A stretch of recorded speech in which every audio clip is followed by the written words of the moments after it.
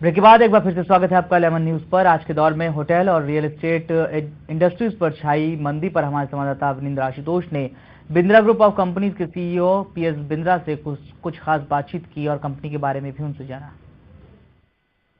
मुंबई को सपनों का शहर कहा जाता है और जाहिर सी बात है, मुंबई के विकास की जब भी बात होती है तो उसमें वो सारे लोग शामिल होते हैं जो कहीं ना कहीं से अपना योगदान देते हैं। आज हमारे साथ हैं बिंद्रा जी, जो लगातार अपनी मेहनत से, अपनी तपस्या से मुंबई को एक नया रूप और नया लुक देने में लगातार अपने आप को बिजी रखे हुए हैं। और बिंद्रा ग्रुप ऑफ कंपनीज के ये सीएमडी हैं और मालिक हैं, साथ ही साथ ये एक समाज सेवी भी हैं और बहुत कुछ है जो हम आपको बताने की कोशिश करेंगे।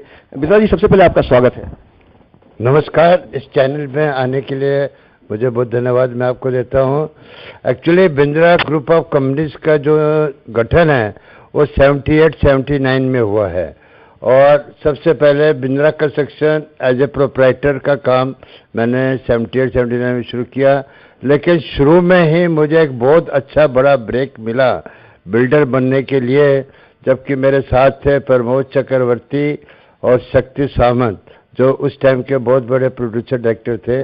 उनकी एक ज़मीन थी इधर मॉडल टाउन जिसका नाम था महाकाली रोड में, और वो जंगल की तरह बियाबान पड़ी हुई थी। तो उन्होंने उसको डेवलपमेंट का काम मेरे जिम्मे दिया। मैं उनको बोला भी कि मैं बिल्डर नहीं हूँ, मेरा काम ऑटोमोबाइल का है, ऑटोमोबाइल इंडस्ट्री से मैं जुड़ा हूँ।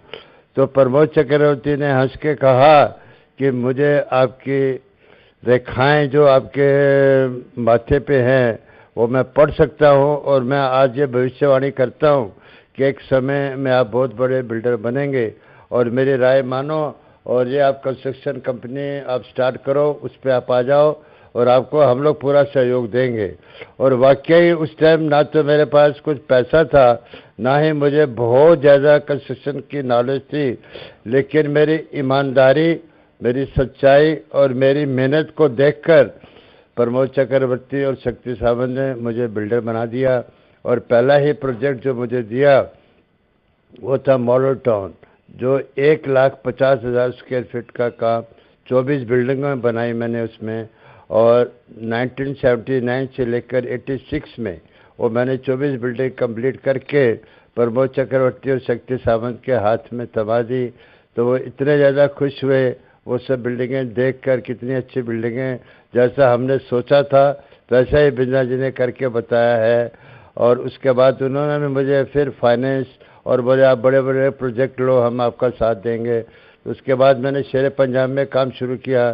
शेर पंजाब में भी मैंने कुछ 20 बिल्डिंगें बनाई और उसके बाद अचानक मुझे ये बिंद्रा कॉम्प्लेक्स का प्रोजेक्ट मिल गया जो स्लम रीडेवलपमेंट के अंडर आता है। वहाँ पे मैंने 800 लोगों को 800 फ्लैट 1 रूम किचन के 225 स्क्वायर फीट के बना के लोगों को शिफ्ट किए हैं। वो लोग जिनके पास एक साइकिल तलक नहीं थी और गरीबी में एकदम पल रहे थे, ना घर में पानी था, ना संडास करने के लिए टॉयलेट बाथरूम था। तो उनको जब ये 800 घर मिले तो इतने ज़्यादा खुश हुए और इतना ज़्यादा उन्होंने मुझे आशीर्वाद और दुआएं दी कि हमारे घर में तो खुशी की लहर आ गई है। तो आगे हम लोग टॉयलेट और पानी के लिए 3-3 घंटे हमारे दिन में चले जाते थे। अभी वो 3 घंटे तो बच गए और उन 3 घंटों में हम कुछ ना कुछ एक्स्ट्रा काम करेंगे।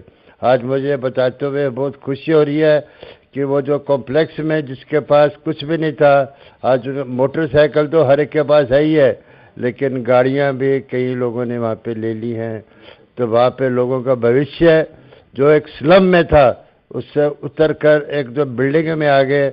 तो वो एक बहुत बड़ा प्रोजेक्ट जो मैंने किया है अपने ज़िंदगी में, और उससे जो मुझे गरीब लोगों की जो दुआएं मिली हैं और दुआओं का ऐसा असर हुआ कि मुझे प्रोजेक्ट और प्रोजेक्ट और प्रोजेक्ट मिलते गए। और बिंद्रा साहब कहते हैं कि जंगल में मंगल जब होता है तो पूरी दुनिया की तस्वीर बदल जाती है। आपने महाकाली जैसे इलाकों को डेवलप किया और अब हमने सुना कि समाज सेवा में भी आप बहुत दिलचस्पी लेते हैं, उसमें किस तरह से आगमन हुआ आपका? समाज सेवा एक्चुअली मेरे माता पिताजी का भी शुरू से समाज सेवा में, गुरुद्वारे के काम में, लोगों को भलाई करने में, जो कोई गरीब है उसको कुछ किसी तरीके मदद करने में था। तो उनका ही जो असर है वो मेरे आया और मैंने भी उनके कदमों पे चल के समाज सेवा की तरफ थोड़ा ध्यान दिया है। मैंने भी कई लोगों को कुछ भी जो तकलीफ आती है, जिनके स्कूल में बच्चों की जैसा फीस नहीं भर सकते गरीब लोग, तो उनकी मैं फ़ीस भर देता हूँ।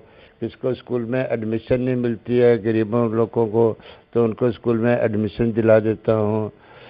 और अभी लेटेस्ट तो मैंने अभी गुरुद्वारे का एज ए प्रेसिडेंट के हिसाब से गुरुद्वारे का काफ़ी काम मैं करा रहा हूँ। महाकाली में शेर पंजाब सोसाइटी में एक बहुत बड़ा गेट बनवा रहा हूँ गुरुद्वारे का एंट्रेंस, जो धार्मिक स्टाइल बॉम्बे में गेट नहीं है, वो धार्मिक स्टाइल का गेट बना रहा हूँ, जहाँ से हमारे समाज में सिख समुदाय में लोगों को अच्छी चीज़ें मिलें। और जो गुरुद्वारे में मैं इतनी फैसिलिटीज़ बना रहा हूँ, पीछे एक बिल्डिंग बना रहा हूँ जिससे सिख समुदाय के पर्टिकुलर और आम दूसरी जनता के लोग भी आकर अपने ब्याह शादी कार्यक्रम वहाँ पे कर सकते हैं। कम से कम उनको भाव में, कम से कम रेट में। मैंने उधर अभी एक हॉल और 6 ऐसे रूम बनाए हैं जो हम लोग किसी भी गरीब को या किसी भी जो ज़रूरतमंद है उसको बहुत ही कम पैसों में उनको दे देते हैं।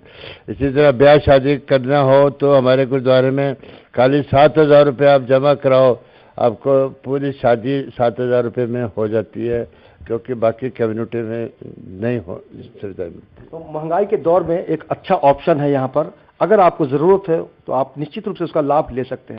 लेकिन बिंद्रा साहब, सवाल ये उठता है कि जिस तरह से आपने बिल्डिंगें बनाई, एक समाज को तस्वीर दी, साथ ही साथ सामाजिक कार्य से जुड़े रहे, होटल व्यवसाय में कैसे आना हुआ आपका? होटल व्यवसाय में ऐसा हुआ कि कंस्ट्रक्शन का काम तो चल ही रहा है, लेकिन रियल इस्टेट में कभी मार्केट अप हो जाता है, कभी डाउन हो जाता है। तो ऐसा दिमाग में आया कि अपने परिवार को सुविधाओं को देखते हुए परमानेंट सोर्स ऑफ इनकम कुछ हो जाए। वो हिसाब से मैंने 2 होटल बनाए हैं।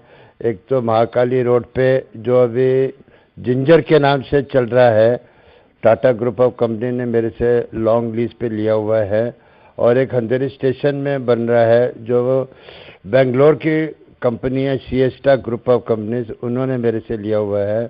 तो ये 2 होटल के आने से जो मुझे वहाँ से इनकम मिलेगी, उससे मुझे कोई टेंशन नहीं है कि आगे मेरे फ्यूचर में मेरे बच्चों को या मेरे परिवार को किसी तरीके की तकलीफ आएगी।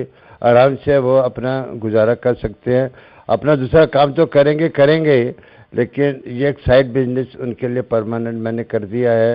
ये सब हुआ है लोगों की दुआएं और भगवान के आशीर्वाद से। वो तो है ही, साथ ही साथ आपकी भी मेहनत है और आपकी भी सोच है। लेकिन हमने सुना कि जिम्नेजियम और सोशल क्लब के भी आपने निर्माण किए हैं, उस बारे में हमारे दर्शकों को बताइए। सोशल क्लब में मेरा मुलाकात रविंद्र वाइकर, जो यहाँ के हमारे एमएलए हैं, उनसे हुई, और उनके सामने एक प्रस्ताव आया कि कुछ समाज के लिए किया जाए, और मेरे पास भी उन्होंने काफ़ी इस चीज़ में बातचीत की।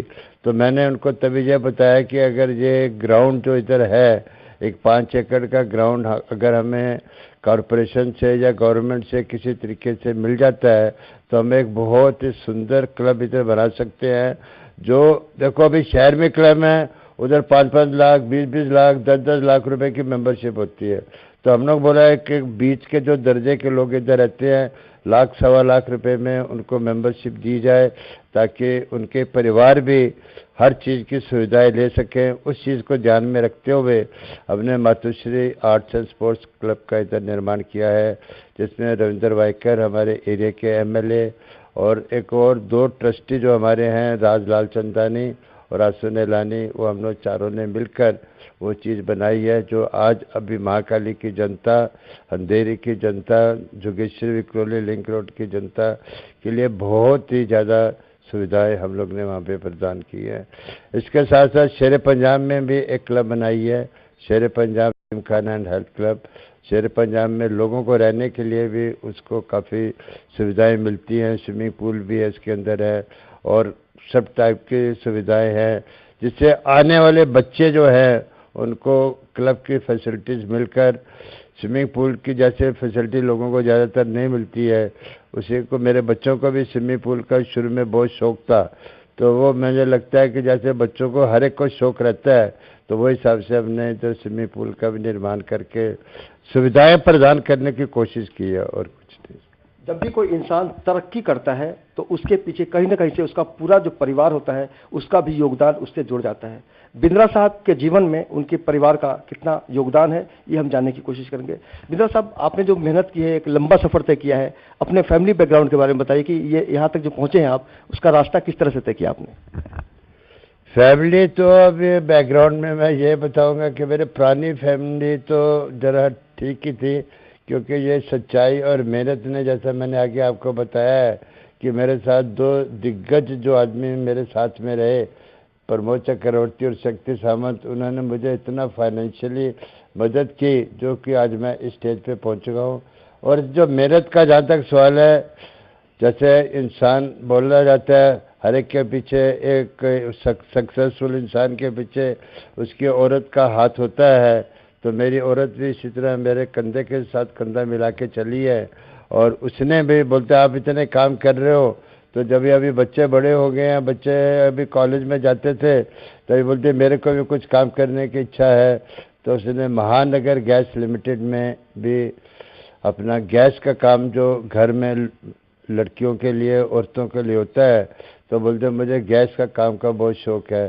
तो भी महानगर गैस में काफ़ी बड़ी कॉन्ट्रैक्टर है, वो भी मेरे साथ काम करने में उसको भी शौक़ है।